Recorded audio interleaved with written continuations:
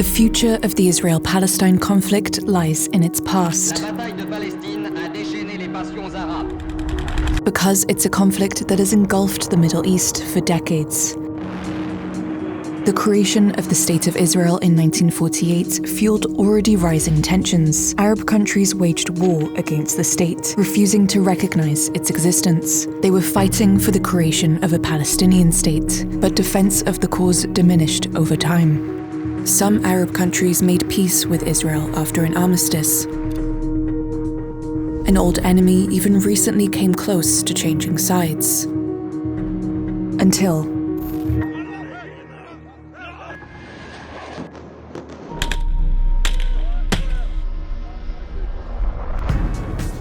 Hamas's attack on Israel on October 7th. Israel was quick to retaliate, relentlessly bombarding the Gaza Strip before invading it. The war has had international repercussions, which have been most felt in the Middle East, upsetting the new balance of power. Stability in the Middle East depends on the Israel-Palestine conflict. But why?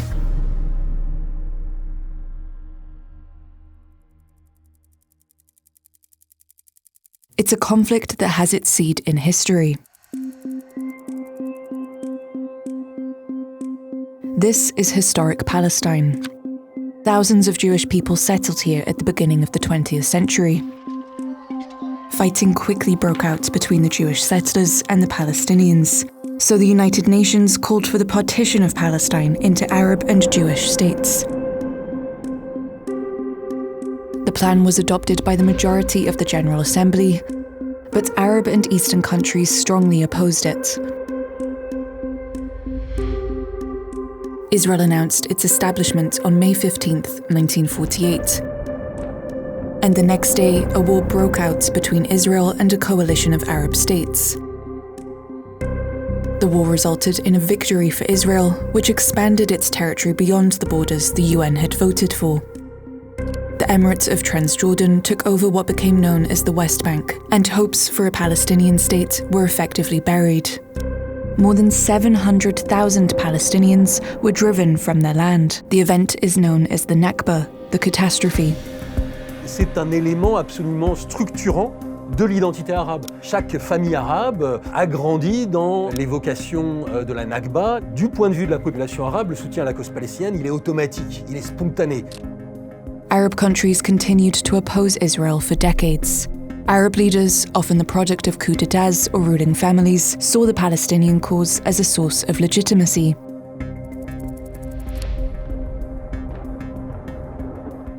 Several wars broke out. And in 1967, after another defeat, Arab League countries signed the Khartoum Resolution. The resolution is famous for containing what became known as the three no's of Khartoum. No peace with Israel, no recognition of Israel, no negotiations with Israel. The rights of Palestinians were put at the center of the text, and Arab countries were united against the State of Israel.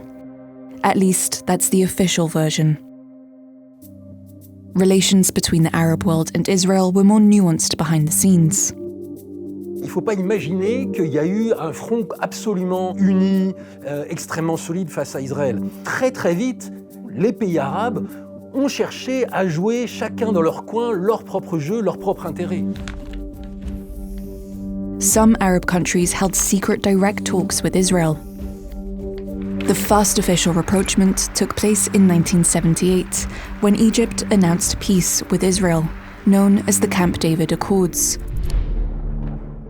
In 30 years, 3 wars opposed them. Egypt lost all 3. The agreements meant Israel would have to return the Sinai Peninsula, occupied by the Jewish state for over 10 years. These two leaders found the resources within them to keep the chances for peace alive. The Egyptian president was the first Arab leader to officially recognize the Israeli state. The agreement caused a rupture within the Arab front. The countries of the Arab League criticized Cairo for not securing enough guarantees for Palestinians. Egypt found itself isolated for over a decade. The United States was also at the heart of the agreement. At the height of the Cold War, the US developed an alliance with Israel, seeking to extend American influence in the region. and the US was involved again in peace talks a few years later, this time with Jordan. The agreements were a victory for Israel. They eased tensions across the border, but did not resolve the Palestinian issue. The Arab front was crumbling, and a new conflict emerged.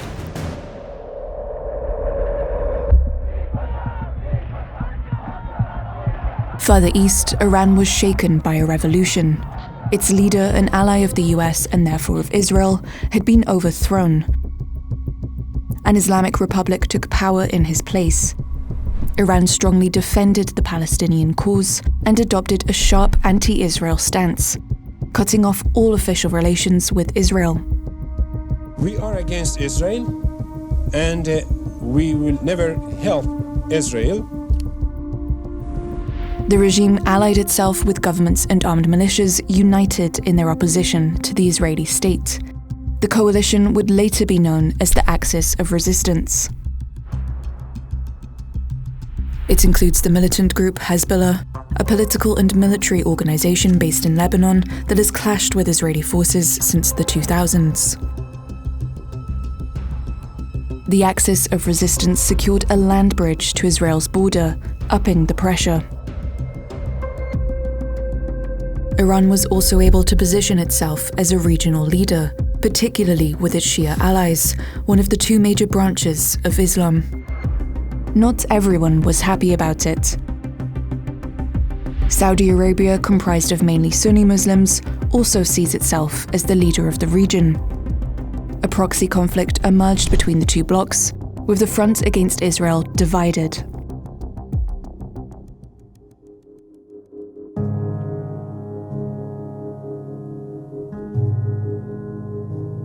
No country has directly fought the Jewish state since 1973, when its military superiority was established. The armed struggle against Israel was led by paramilitary groups, like Hezbollah and Hamas. For the Arab League, boycotts remained the norm. Starting in the 1980s, the Arab League proposed several peace plans in exchange for a Palestinian state. But these initiatives were systematically rejected by Israel. Diplomatic failures multiplied, and some began to consider making peace with Israel. Some of those are the Gulf states, interested in developing their economies after the oil era. They invested in tourism, technology, and finance, areas that rely on peace in the region and foreign investment.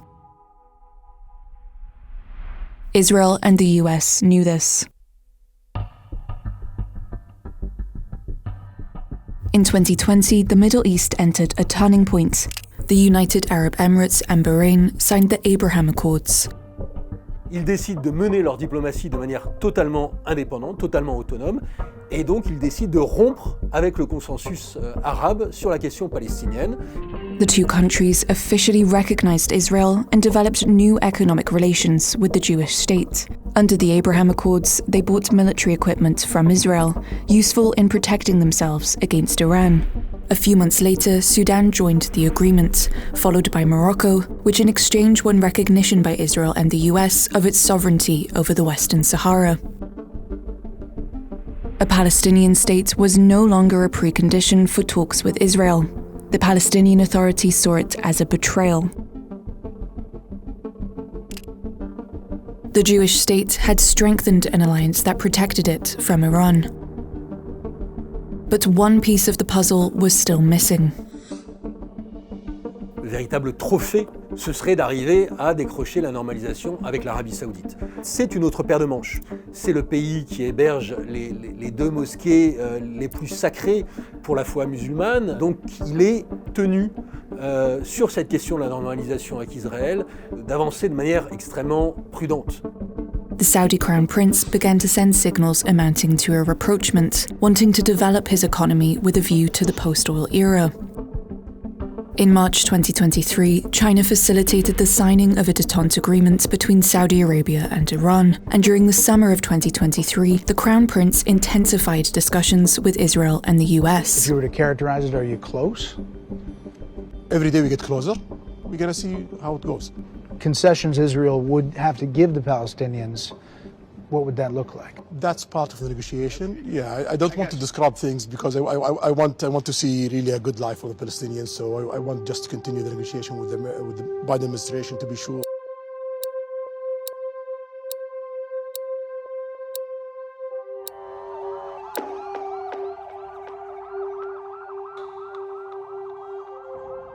The October 7th attack by Hamas unleashed a new war in the Gaza Strip. The violence of the conflict threatens to engulf the entire region. Demonstrations in support of Palestine spread throughout Egypt and Jordan.